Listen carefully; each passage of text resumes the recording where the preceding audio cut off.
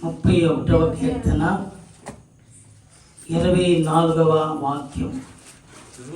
యెహోవా కొరకు కనిపెట్టు వారులారా, మీరందరూ మనస్సున ధైర్యము వహించి నిబ్బరముగా ఉండుడి. చాలండి. స్తోత్రం. నిజమే, ఈ మాటను బట్టి కొన్ని పర్యాయాలు మనకి ధైర్యము చాలదు. కొన్ని విషయాల్లో మనకు వచ్చే అవసరతలు కావచ్చు, ఇబ్బందులు కావచ్చు, అవి శారీరకమైన అనారోగ్య పరిస్థితులు కావచ్చు, ఆర్థికపరమైన పరిస్థితులు కావచ్చు. కొన్ని మనల్ని ఏం చేస్తుంటాయి అంటే కృంగతీస్తాయి, ధైర్యాన్ని బలహీనపరిచి మన జీవితాల్లో మరింతగా మనలను అవి తొందర పెడుతూ ఆ శోధనలు, ఆ ఇబ్బందులు మనల్ని కొన్ని పర్యాయాలు చాలా ఆత్మీయంగా కూడా చల్లార్చేస్తూ ఉంటాయి. అయితే వాక్యంలో భక్తుడైన దావీదు యొక్క ఈ కీర్తనలో తన అనుభవంలో చెబుతున్నాడు, యెహోవా కోసం కనిపెట్టుకుని వాళ్ళారా, మీరందరూ కూడా మనస్సును ధైర్యం వహించి ఏం కలిగి ఉండండి. అంటే ఎందుకు ఈ మాట చెప్తున్నానంటే, దేవుడు మిమ్మల్ని విడిచిపెట్టాడు. స్తోత్రం. మీరు దేనినైతే ఆయన కోసం కనిపెడుతున్నారో, ఏ విషయం అయితే మీరు అంగలారుస్తున్నారో, ఏ విషయం అయితే మీకు శోధన వచ్చి శ్రమపరచబడుతూ దేవుని మీద నా యందు మీరు నిరీక్షణ కలిగి నా మీద ఆనుకుంటున్నారో, నేను మిమ్మలను తప్పక ఆయన ద్వారా మనకు కార్యము జరిగిస్తాడు. కనిపెట్టుకుని వారులారా అని మాట అంటున్నాడు. అంటే దేవుని కోసం మీరు కనిపెడుతున్నారు. కొన్ని వార్తలు మనకు వినబడతాయి, ఇంక అయిపోయింది వీళ్ళ పని. అపవాది గారు కొన్నిసార్లు మనల్ని చాలా చాలా చాలా నిరాశలు గుండా వాడు మనల్ని బాధిస్తూ ఉంటాడు. వాక్యంలో మీరు కొంచెం నిర్గమాకాండం మీరు 16వ అధ్యాయంలో ఒకసారి మీరు వెనక్కి వెళితే, అక్కడ మనకి ఇశ్రాయేలీలు వారు ఎర్ర సముద్రము దాటకుండగా అక్కడ వారు ఉన్న పరిస్థితులు మనకి కనబడుతూ ఉంటాయి. దేవుడు 10 అద్భుతాలు ఐగుప్తులో చేశాడు.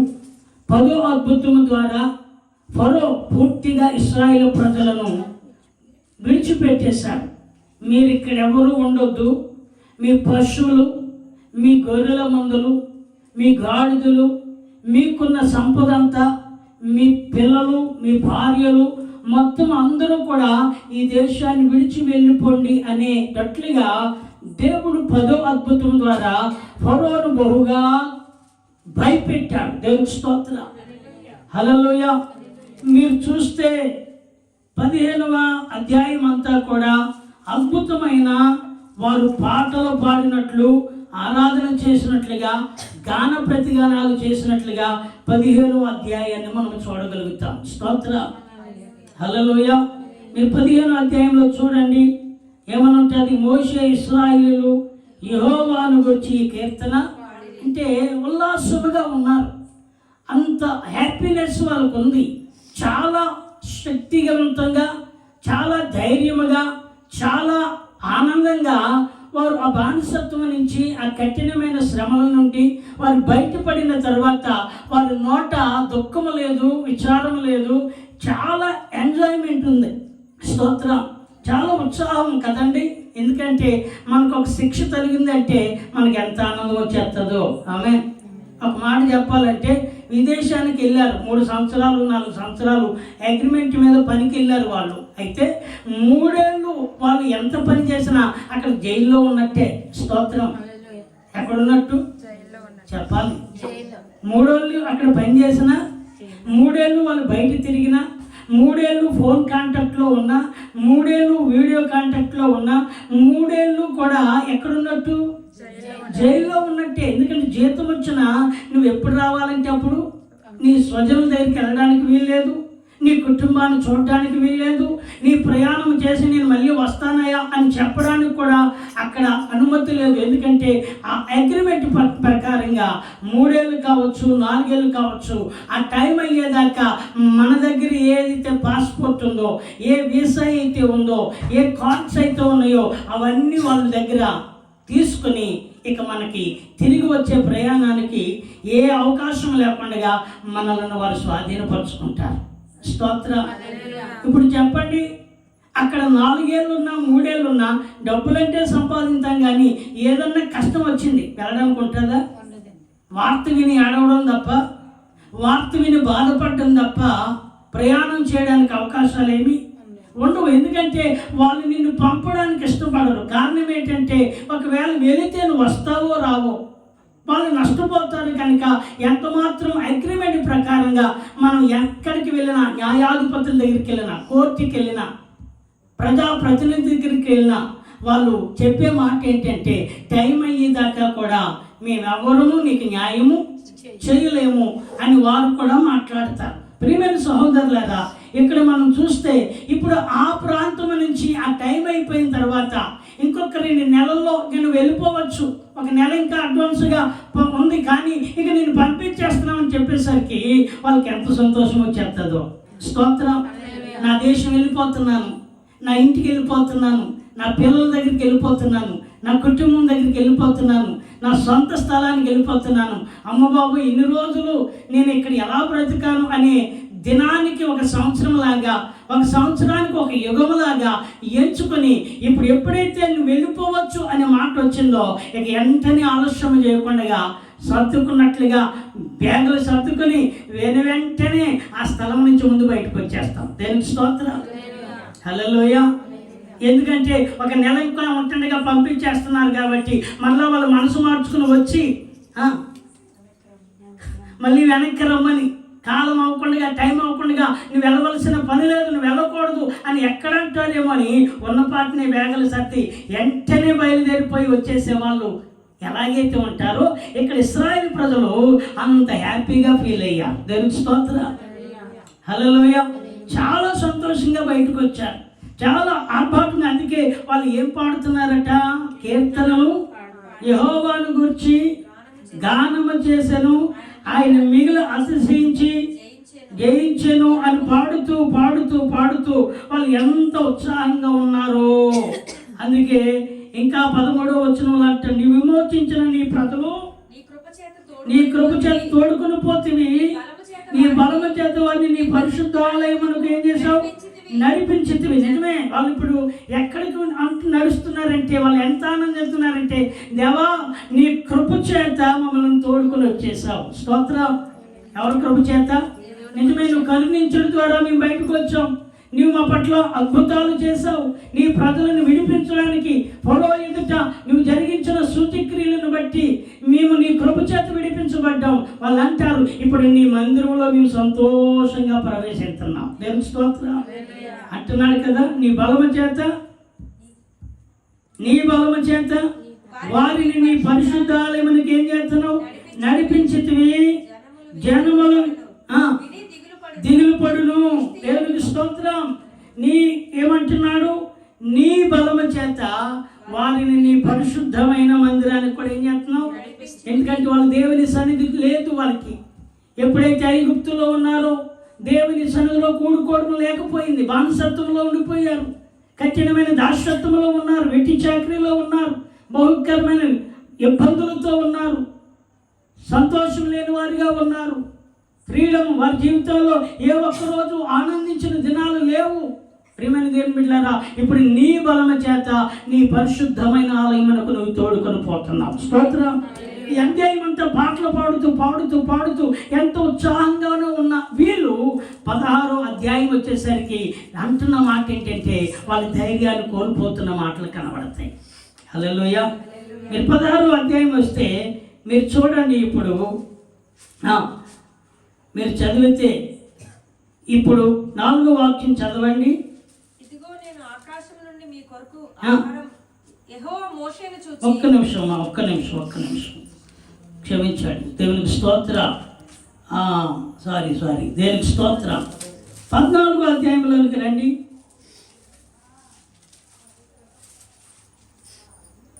14వ అధ్యాయంలోనికి మీరు వస్తే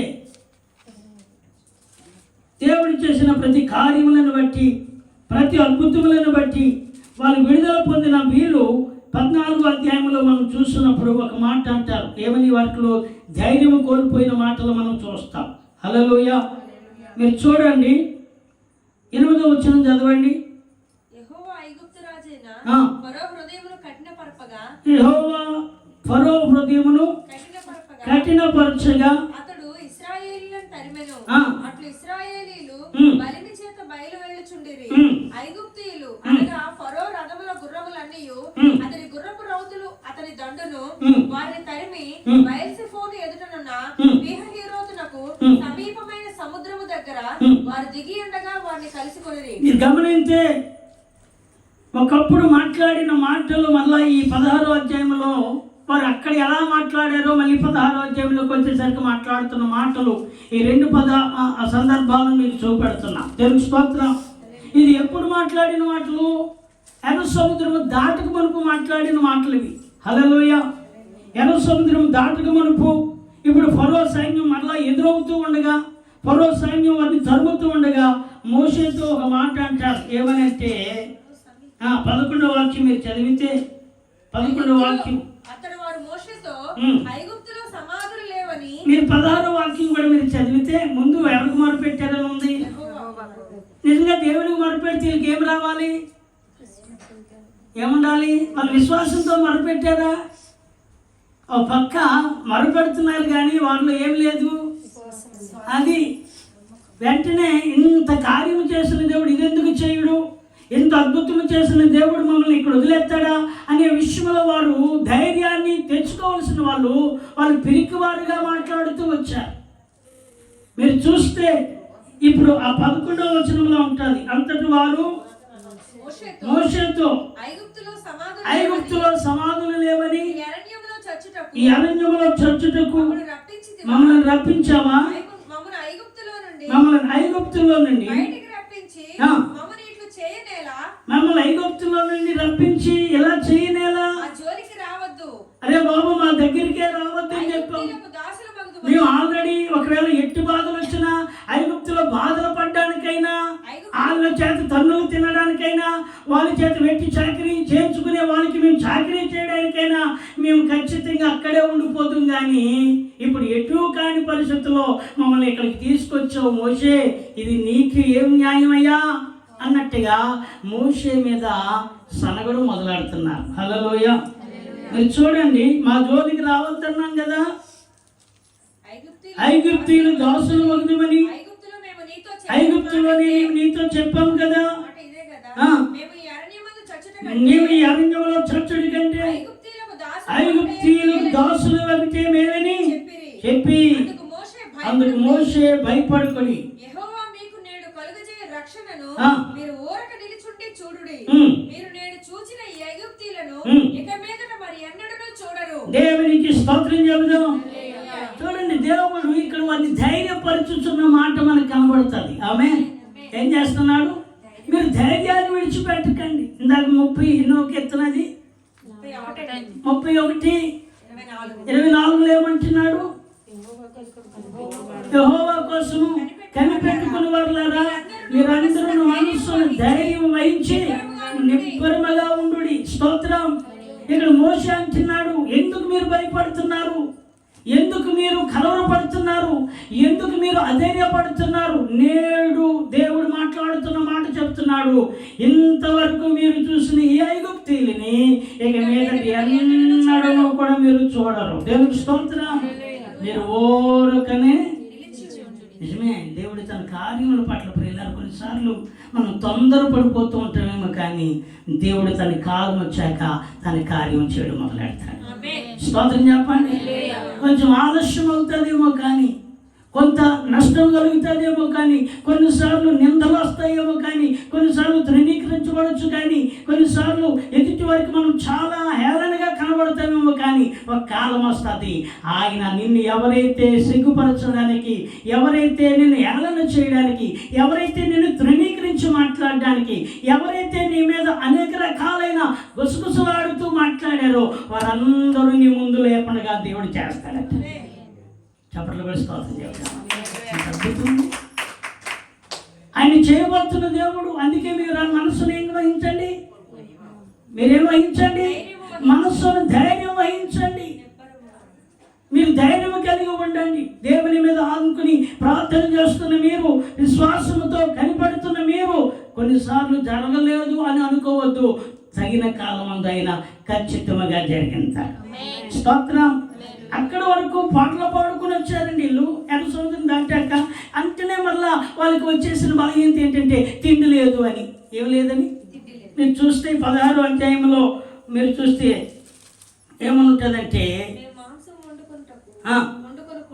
కూర్చుని తృప్తిగా ఆహారం తిన్నప్పుడు యెహోవా చేతి వల్ల ఏల చావకపోతే ఈ సర్వ సమాజమును ఆకలి చేత చంపుటకు. చూసారా, ఈ సర్వ సమాజమును ఆకలి చేత చంపుటకు ఈ అరణ్యంలోనికి మమ్మల్ని ఏల తోలుకొని. అంటే చూడండి, చిన్న చిన్న విషయాల్లో ఏమైపోతున్నారు వీళ్ళు, నిరాశపడిపోతున్నారు. దేవుడిలారా, మనం పడవలసింది నిరాశ కాదు, ఆయన మీద ఆసక్తితో కనిపెట్టాలి. ఆయన సన్నిధిలో మనం ఓపిక తెచ్చుకోవాలి. ఎర్ర సముద్రమును పాయలుగా చేసి వారి కోసం ఆరిన మార్గమును పుట్టించి, ఆరిన మార్గమును కలుగు చేసి, ఫరో సైన్యమును నీటి ముంచి, ఎన్నడూ కూడా వారిని బాధ పెట్టిన వారికి ఎన్నడూ చూడకుండా చేసిన గొప్ప దేవుడు ఇక్కడ ఆహారం ఇవ్వకుండా మానేస్తాడా?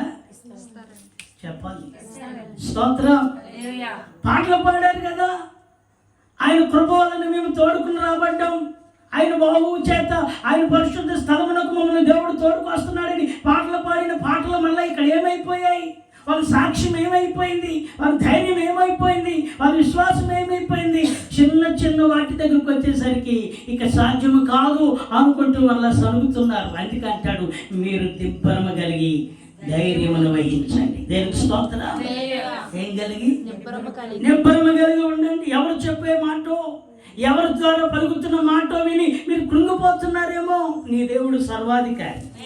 ఎంతమందికి తెలుసండి? నిజంగా చెప్తున్నారా? మరి నిజంగా తెలుసున్నప్పుడు చిన్న చిన్న వాటికి సులువుగా కృంగిపోయి, చిన్న చిన్న వాటికి బలహీనమైపోయి, చిన్న చిన్న వాటికి దేవుడు నాకు ఏం చేశాడండి, చిన్న చిన్న వాటికి దేవుడు నాకు ఏం మేలు చేశాడండి అని నువ్వు ఒకవేళ నీ మనసులో నిన్ను నువ్వుగా తేలికగా మాట్లాడుకుంటూ కృంగిపోతున్నావేమో, కానీ దేవుడు ఈ రాత్రి చెప్తున్నాడు, మీరు మనస్సును ధైర్యం వహించండి, ఆయన గొప్ప కార్యాలు చేయబోతున్నాడు. స్తోత్రం. ఎర్ర సముద్రం దాటించిన దేవుడు ఆహారం ఇవ్వడా? చెప్పరే? ఆమేన్. హల్లెలూయా. ఆయన ఆహారం ఇస్తాడు. ఆయన ఆహారం ఇవ్వలేదు అంటే నీ పట్ల గొప్ప ఆహారం సిద్ధపరిచాడు. దేవుని స్తోత్రం. వాళ్ళు ఎండు చేపల కోసమో, పనికిరాని అది తినిపారేసిన ఎంగిలి మొక్కల కోసమో, పనికిరాని పాసెట్టిపోయిన వాళ్ళు తినగా మిగిలిన దానికోసం వాళ్ళు ఆశపడి అక్కడే బాగుంది, అక్కడే మేము చనిపోతే బాగును, అక్కడే మాకు అన్ని రకాలుగా ఉంది అంటున్నారు. కానీ ఇప్పుడు దేవుడు వారికి మన్నాను కురిపించబోతున్నాడు. స్తోత్రం. దేవుడు వారికి ఇచ్చే ఆహారంలో మాంసం ఏంటో తెలుసా? పూరేలు ఇవ్వబోతున్నాడు. స్తోత్రం చెప్పాలి. మీరు ఇది గమనిస్తే పూరేలకి కొవ్వు ఉండదట. ఏముండదు? అర్థమవుతుందా? మనం తినే ప్రతి పదార్థాలలోనూ మాంసాహారాల్లో ఎక్కువ ఏముంటుంది? కొవ్వు శాతం అంటారు. దేవుడు ఇశ్రాయేలుకి ఏ ఆహారం ఇవ్వాలనుకున్నాడు తెలుసా? ఆరోగ్యకరమైన ఆహారం. స్తోత్రం చెప్పండి. ఏ ఆహారం? పూరేలు చాలా శ్రేష్టమైనవి. కొవ్వు లేని కొలెస్ట్రాల్, మనిషికి రోగాన్ని, అనారోగ్యానికి కారణం లేకుండా ఉండే ఆ పక్షులలో అవి చాలా శ్రేష్టమైనవి. దేవుని స్తోత్రం. అవి చాలా రుచికరమైనవి. లేక ఇలా చూసుకుంటూ పోతే అవి ఏ రకమైన ఇబ్బంది ఉండదు. ఎందుకు అంటే ఇశ్రాయేలు ప్రజలకి నడక ప్రయాణంలో వారు ఎక్కడా రోగులు కాకూడదని దేవుడు వారికి గట్టి భద్రత ఇచ్చాడు. స్తోత్రం చెప్పండి. కొన్నిసార్లు వాళ్ళు ఎక్కడికి వెళ్ళడానికి దేవుడు నడిపించలేదు. మేఘం కమ్మడం, ఆపడం, మళ్ళా మేఘం కదిలితే వాళ్ళు ప్రయాణం చేయడం. మేఘం ఎన్ని నెలలు అక్కడ ఉండిపోతుందో వాళ్ళు అక్కడ అలా కనిపెట్టుకుని ఉండడమే. మేఘం మళ్ళీ కదిలితే వాళ్ళు ప్రయాణం చేయడమే. అలాంటి పరిస్థితుల మధ్యలో దేవుడు వారికి ఇచ్చిన ఆహారం ఏంటంటే ఆరోగ్యకరమైన ఆహారం. దేవునికి స్తోత్రం చెప్పండి. ఆమేన్. కొలెస్ట్రాల్ లేని ఆహారం, ఆమేన్. రుచికరమైన ఆరోగ్యకరమైన ఆహారం. అందుకు వాళ్ళు అంటారు, ఇక్కడ మాకు ఆహారం లేదు, ఇక్కడ మేము ఎందుకు, అక్కడే బాగుంది అంటున్నారు. చూడండి ప్రియులారా, చిన్న చిన్న వాటి దగ్గర విసుగుదల పడి, చిన్న చిన్న వాటి దగ్గర మనం బలహీనమైపోతే దేవుని కార్యాలలో మనము ఉన్నతమైన కార్యాలను మనం గుర్తెరగలేము. ఆయన ఉన్నతమైన కార్యాలను గుర్తెరిగే విషయంలో మన మనస్సును ఏం వహించాలంటే, దేవునికి స్తోత్రం, మనస్సును ధైర్యం వహించాలి. కొన్నిసార్లు అపవాది ఎవరొకరి ద్వారా ప్రేరేపించి వాడు మనను చాలా చాలా చాలా మన హృదయాన్ని గాయపరిచేటట్లుగా వాడు మాట్లాడతాడు. ఎస్, ఎందుకంటే వాడు పనే మనల్ని పడగొట్టడం. వాడి పనే పరిశుద్ధులను నీతిమంతులను కొనగా తీయడం. దేవుని మీద ఆనుకునే బిడ్డలను కలవరపరచడం వాడి పని. ఎవరొకరిని ప్రేరేపిస్తాడు, ఎవరొకరి ద్వారా నేను సూటిగా నీ హృదయానికి గాయపడేటట్లుగా వాడు మాట్లాడే మాటలు, వంకర మాటలు, కృంగిపోయే మాటలు మాట్లాడుతున్నప్పుడు దేవుని సన్నిధిలో చెప్తున్నాను, అవన్నీ కూడా ఒక దినాన్ని దేవుని కార్యాలు చూడడానికి, వాటిపై మనం విజయం పొందడానికి పరిశుద్ధాత్మ దేవుడు మనం నిలబెట్టుకోవాలి. స్తోత్రం, హల్లెలూయా. ఆయనకు అసాధ్యమైనది ఏది లేదు. అందుకే చెప్తున్నాడు, యెహోవా కలుగు చేయి రక్షణ ఓరుకనే నిలిచి చూడండి. మీరు నిలబడి అంతే. మీకు వచ్చే ఆపదల్లో మీరు నిలబడండి. ఎవరి మీద? వాక్యం మీద ఆనుకోండి. మీకు వస్తున్న నష్టాల్లో వాక్యం మీద ఆనుకోండి. దేవుని మాట మీద ఆనుకోండి. దేవుని మాటను విశ్వాసముతో పట్టుకోండి. దేవునికి స్తోత్రం, హల్లెలూయా. యాకోబు ఒక మాట అంటాడు, ఆదికాండం 36వ అధ్యాయం అనుకుంటాను, మీరు చూస్తే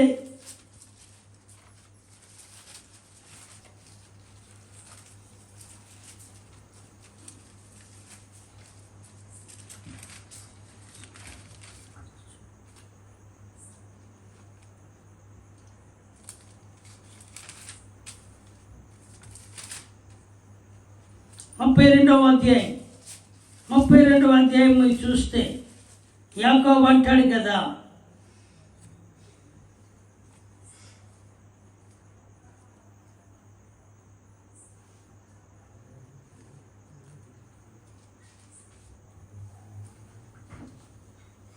స్తోత్రం, హల్లెలూయా.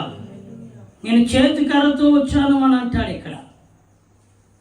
చూడండి, చదువమ్మా.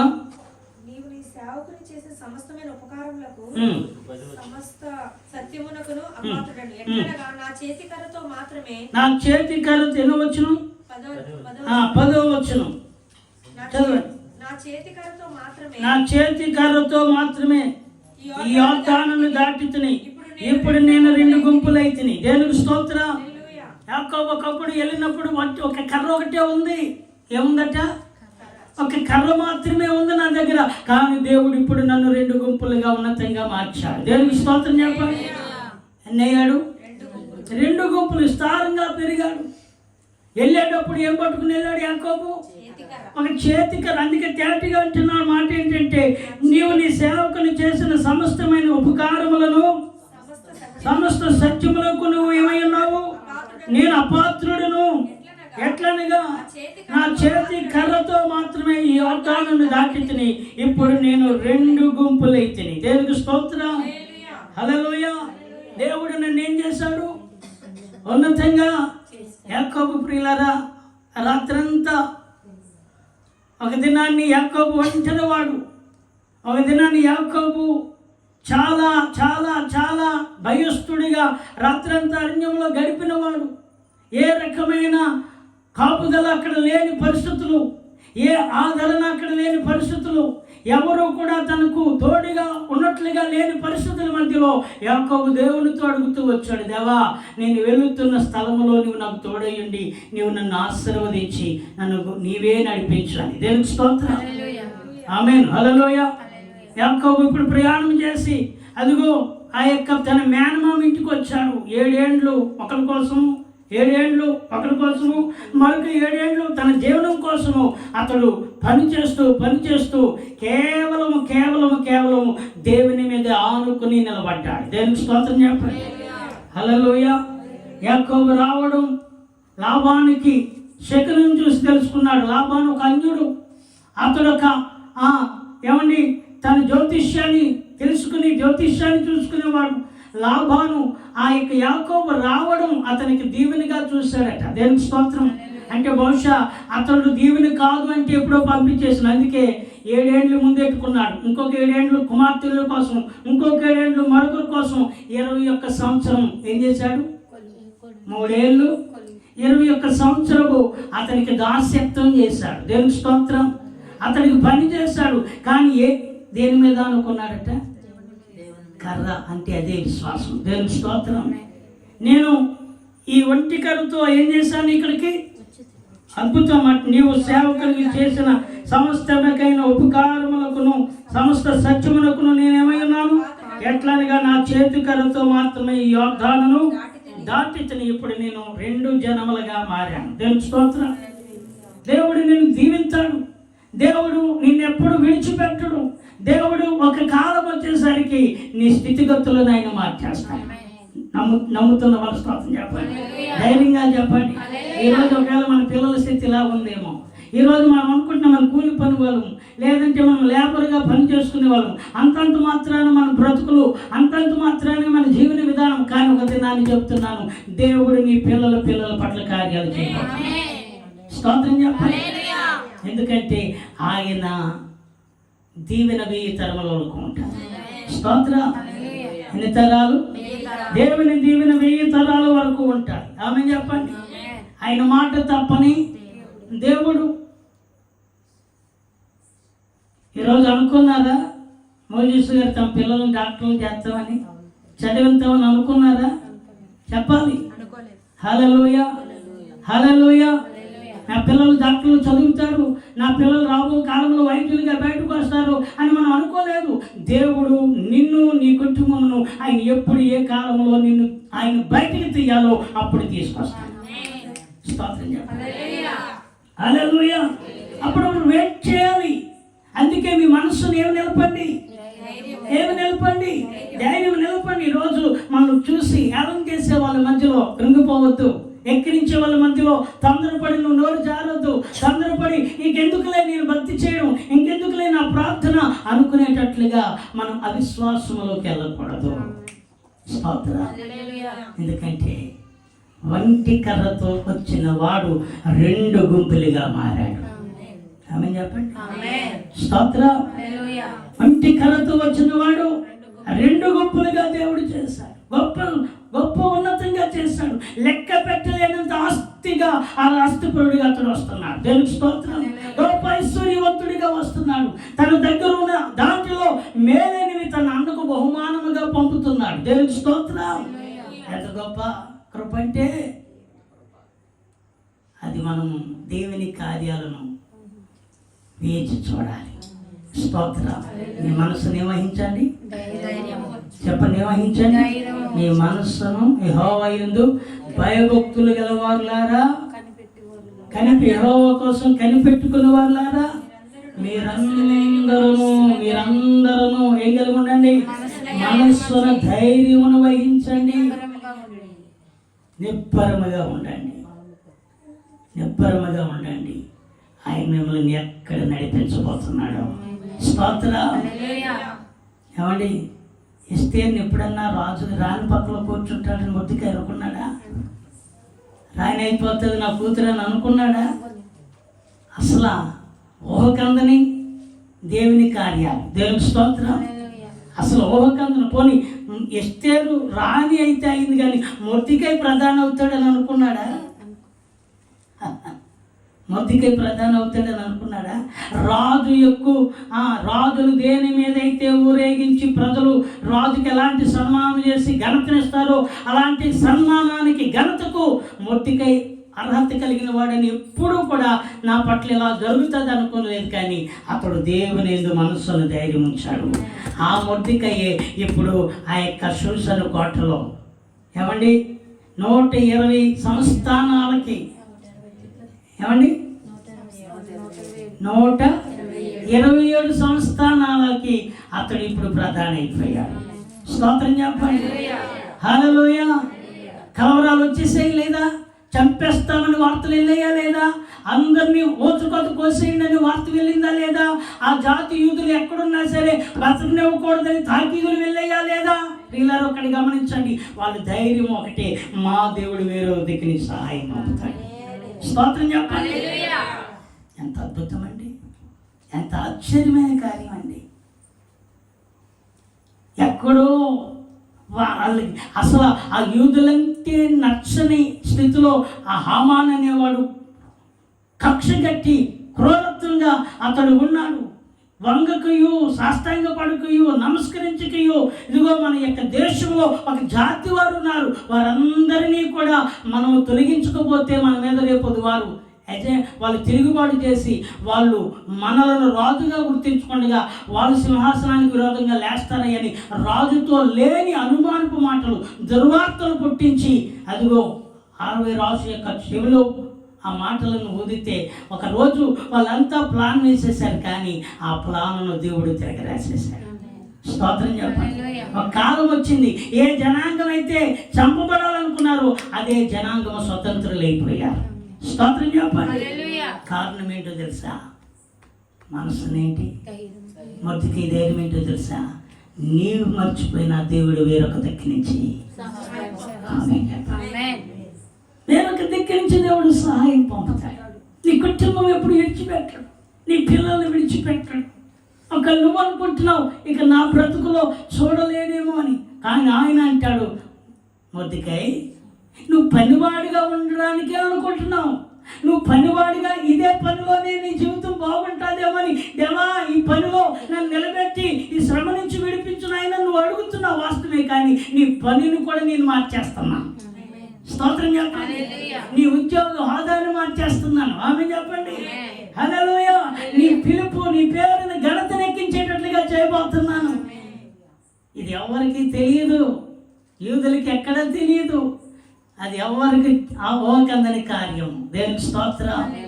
ఎక్కడ మొద్దికై ఎక్కడ పని చేసేవాడు, ఎక్కడ హామాను మంత్రి, ఎక్కడైతే హామాను వస్తున్నాడో మొద్దికై వంగకయో నమస్కారం చేయకయో ఉండటిని బట్టి ఇలాంటి వాళ్ళు నా కళ్ళ ముందు ఉండకూడదు అనుకున్న వాడే కళ్ళ ముందు లేకుండా పోయాడు. స్తోత్రం చెప్పండి. ఎంత అద్భుతం అండి. దేవుని కార్యాలను మనం నిలిచి చూడాలి. అందుకే స్తోత్రం. అమ్మా ఏం చేయాలి? అయ్యలారా ఏం చేయాలి? మనస్సుని వహించి ధైర్యం వహించి నిబ్బరము కలిగి నిమ్మలముగా ఉండండి. స్తోత్రం. మీ మధ్య చేయబోతున్న కార్యాలు ఆయన అదిగో ఎర్ర సముద్రమును దాటించిన నేను మీకు ఆహారం ఇవ్వనా? ఆహారం కోసం సలుగుతారా? ఆహారం కోసం మీరు ఎంతగా ఆ ఐగుప్తును తలంచుకొని అక్కడే బాగుంది, అక్కడే మంచిగా ఉంది, అక్కడే అన్ని రకాలుగా మాకు బాగున్నట్టుగా ఉన్నదని అనుకుంటారా? మిమ్మల్ని విడిపించింది ఎందుకు? అరణ్యంలో అలాగైతే మిమ్మల్ని ఎర్ర సముద్రం దాటించడే, అలాగైతే మిమ్మల్ని ఐగుప్తు బానిసత్వం 10 అద్భుతాలు మీకోసం చేయడే, 10 సూచక్రియలు మీకు చేయడే, మిమ్మల్ని ప్రేమించాడు కనుకనే ఆయన మీకోసం దిగి వచ్చేసారు. స్తోత్రం చెప్పాలి. హల్లెలూయా. ఈరోజు ఆయన మన కోసం దిగి వచ్చాడు, మనల్ని ప్రేమించాడు కనుకనే ఇదిగో లోకరక్షకుడిగా దిగి వచ్చాడు, శిశువుగా ఆయన అవతరించాడు. సర్వశక్తిని సర్వాధికారాన్ని కూడా ఆయన విడిచిపెట్టి ఆయన దీనుడిగా రిక్తునిగా సర్వమానవానికి సమీపముగా ఉండడానికి ఆయన పశువుల శాలలో మన కోసం రక్షకుడిగా పుట్టేశాడు. స్తోత్రం చెప్పండి. హల్లెలూయా. అందరికీ అందుబాటులో ఉండడానికి దేవుడంటే ఎక్కడో సింహాసనం మీద ఆయన ఎక్కడో ఉంటాడని అనుకుంటున్న మానవాళికి ఇదిగో ఆయనే మనుషులను కలుసుకోవడానికి దీనుడిగా వచ్చేసాడు. స్తోత్రం చెప్పండి. హల్లెలూయా. పాపిని ప్రేమించి పాపపు శిక్షను తొలగించి పాపపు మాల్యమును విడిపించడానికి పాపి అయిన మనుషుని నీతిమంతునిగా చేయడానికి మనలందరికీ ధైర్యమును పుట్టించడానికి ఆయన శరీరధారిగా ఇదిగో రక్షకుడిగా వచ్చేసాడు. స్తోత్రం చెప్పండి. ఇదే క్రిస్మస్ సందేశం. దేవునికి స్తోత్రం. ఇదే చివరి కాలంలో ప్రభు నీ కోసం నా కోసం చేతులు చాచి కలవరిశిలో ప్రాణం పెట్టి రక్తము చిందించి ప్రతి మనుష్యుని కోసం ఆయన చెబుతున్న మాట ఏంటంటే, ఇదిగో ప్రయాసపడి భారం మోస్తున్న సమస్త జనులారా నా ఎదుట రండి, నేను మీకు విశ్రాంతినిస్తాను. అంటే నేను మీకు ధైర్యమునిస్తాను, నెమ్మదినిస్తాను, శాంతినిస్తాను, నా సన్నిధిని మీకు ఇస్తాను. దేవుని స్తోత్రం. నా సింహాసనం అని కూర్చుండి పెడతాను. ప్రియమైన దేవుని బిడ్డలారా, ఈ రాత్రి వేళ సమయంలో దేవుడు నీతో నాతో మాట్లాడుతున్నాడు. ఏం వహించండి? ఎక్కడ ధైర్యం ఎప్పుడు వస్తుందంటే ఈ మాట పూర్తిగా మనం పట్టుకోవాలి. ఆమేన్. అపవాదిగాడు ఎప్పుడు బలహీనం అవుతప్పుడు మనం పట్టడానికి చూస్తాడు. ఎంత ప్రార్థన చేసి ఎంత బాగా ఉన్న వాళ్ళని కూడా ఏమవుతాం అంటే కొన్నిసార్లు సంసోన్ అంటాడు, నన్ను చంపే అంటాడు. ఎవరిని? నీళ్ళు అక్కడ పచ్చిగాడి ఎముకతోనేమో 1000 మందిని చంపాడు, ఇక్కడికి వచ్చి నన్ను చంపే అంటాడు. అంటే ఇక్కడ కొంచెం నీళ్లు దొరకలేదు, అక్కడ కొంచెం టైం పట్టింది, ఇక తన ప్రాణం తీసేసుకుంటాడు. దేవుడు అంటాడు అక్కడ దాతానులో అది అక్కడ ఆ గొయ్యను తీసి ఆ నీటి ఓటని ఇచ్చిన దేవుడు ఆయన. దేవుని స్తోత్రం. చిన్న దాని దగ్గర వాళ్ళు ఏమైపోతున్నావే, చిన్న విషయంలో కృంగిపోతున్నావే, చిన్న విషయంలో నీ విశ్వాసాన్ని పక్కన పెడుతున్నావే, చిన్న విషయంలో దేవుని సన్నిధిని దూరముగా వేయించుకుంటున్నామే. ప్రియమైన దేవుని బిడ్డలారా, అంత బలాఢ్యుడిగా నేను నిలబెట్టిన దేవుడు నీకు నీళ్ళు ఇవ్వక మానతాడా? స్తోత్రం చెప్పరా? రాత్రి నేను చెప్పడానికి సిద్ధపడలేదు, కానీ దేవుడిని అడిగిపోతున్నా. నేనైతే 10 నిమిషాలు చెప్పి ముగించేద్దాం అనుకున్నా. 10 నిమిషాల్లో అయిపోద్ది. ఈరోజు చాలా టైం చలివి ఎక్కువగా 9 అవుతుంది. 9 లోపే ముగించేద్దాం. కానీ దేవుని ఆత్మ, దేవుని వాక్యము వివరణ జరుగుతుంది. దేవుని స్తోత్రం. మనం కొద్ది వారమే కావచ్చు, కానీ దేవుడు సూటిగా మనల్ని ధైర్యపరుచుతూ ఉన్నాడు. ఆమేన్. ధైర్యపరుస్తున్నాడు. చిన్నదానికి నువ్వు కృంగిపోతావు. సంసోన్ 300 నక్కలు పట్టుకుని ఒక దానితో ఒక తోకను పెనవేసి ఫిలిష్తీయుల్లో ద్రాక్ష తోటలోకి విడిచిపెట్టి ఒక పచ్చిగాడిద దవడ ఎముకతో, కత్తితో కాదు, డాలుతో కాదు, ఏ రకమైన యుద్ధ ఆయుధంతో కాదు, కానీ ఒక గాడిద దవడ ఎముకతో 1000 మందిని చంపిన సంసోను చిన్న నీటి ఓట దొరకలేని సమయంలో ఇక నా ప్రాణము తీసుకొని ఆ చాలు తొడతో అని అంటూ ఉంటే దేవుడు ఊరుకోలే. మరలా నీకు ఆ దేవతాలలో దానిని ఏమండి గోతిని చీల్చి ఏమిచ్చాడు? నీళ్ళనిచ్చి లేవనెత్తిన దేవుడు. స్తోత్రం చెప్పాలి. ఆయన నిన్ను బలపరుస్తాడండి, నీ పక్షంగా నిలబడతాడండి, నీకు న్యాయం తీరుస్తాడండి, నీ కన్నీటిని తొడుస్తాడండి, నీకు సంతోషాన్ని కలిగిస్తాడండి, కోల్పోయిన ఆనందాన్ని మళ్ళీ ఇస్తాడండి, పోగొట్టుకున్న మళ్ళా నెమ్మదిని ఆయన మనకి ఇచ్చేస్తాడండి. స్తోత్రం. ఈ రాత్రి అలాంటి సన్నిధి మనం కలిగి ఉన్నాం. ఆమేన్. కనుక మనం ఏం కలిగి ఉండాలి? యెహోవా కోసం కనిపెట్టుకుని వాళ్ళరా మీరు మనస్సును ఏం వహించండి? ధైర్యం వహించి పరమగా ఉండండి. రాత్రి ప్రభు చెప్తున్నాడు, నేను నిబ్బరముగా ఉండు, నీకు ఆహారం ఇస్తాడు. నిబ్బరముగా ఉండు, నీ శత్రువులు ఆయన దొరుకుతాడు. నిబ్బరముగా ఉండు, నిన్ను వారి మధ్య అధికారిగా, నాయకునిగా సింహాసనం మీద కూర్చొని పెడతాడు. హల్లెలూయా. ప్రార్థన చేద్దాం. తలలు